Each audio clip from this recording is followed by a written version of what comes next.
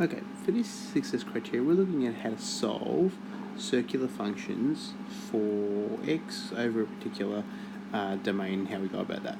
So in this, we've got to combine our knowledge of the three triangles, or as you people like, some table or weird hand gestures you do, and as well as at the unit circle. So we're looking here, we're saying the sine of x equals root 3 on 2. So because I've done these so much, because I've practiced, because I've drawn my triangles at the top of every page, I know that this root 3 on 2, the opposite is root 3. The hypotenuse is 2 because sine is opposite over hypotenuse. Root 3 on 2, I know that this angle is my pi on 3. So it tells me that it happens at pi on 3. So based on that, I've got one here at pi on 3. So x equals pi over 3. And now it's a positive answer, so the other one I'm going to look at is also here in this quadrant, because that's where it's positive as well. And I know that is pi minus pi on 3. Now I can rewrite this as 3 pi over 3. So I know I'll end up with pi on 3 and 2 pi on 3 for that one. So that's what we end up with there.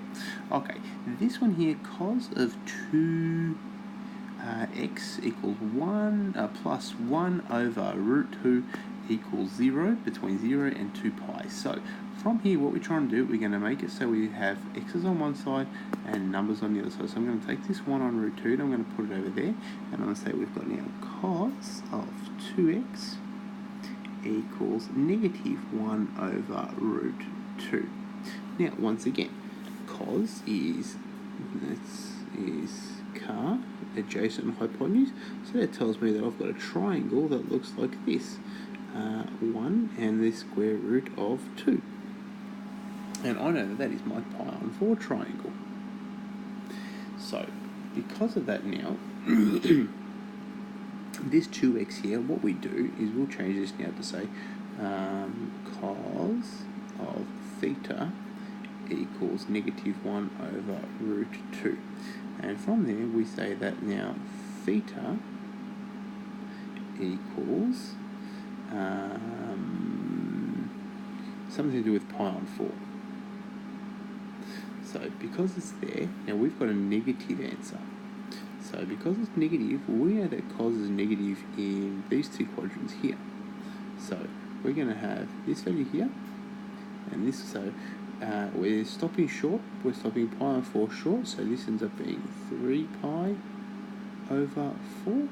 And if we go around, we're at pi, we add another pi, we're at 5 pi on 4.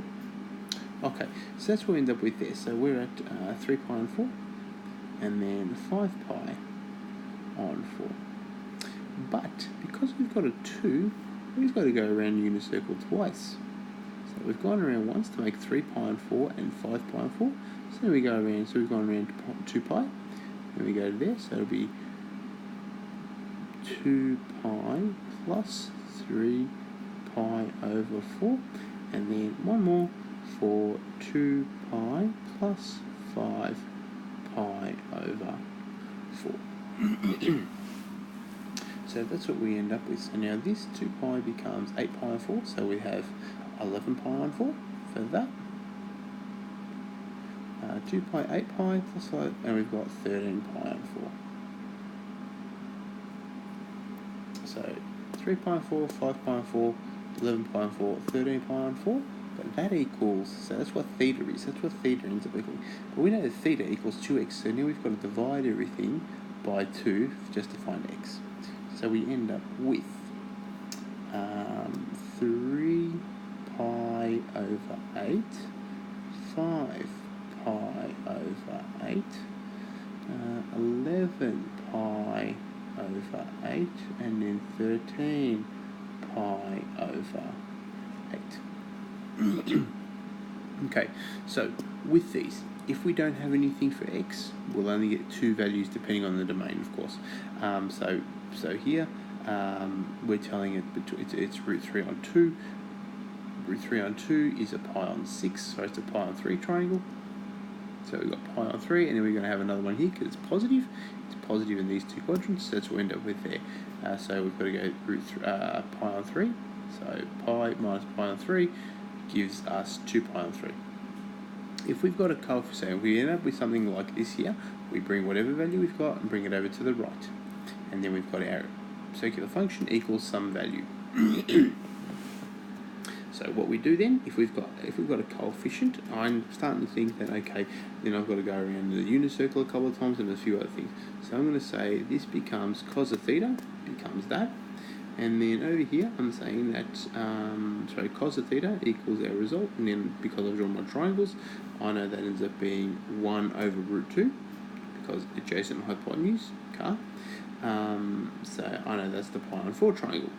But because it's negative, because cos is negative out here, I've gone around and I've stopped pi on 4 short. So it ends up being pi minus pi on 4 to give me 3 pi on 4.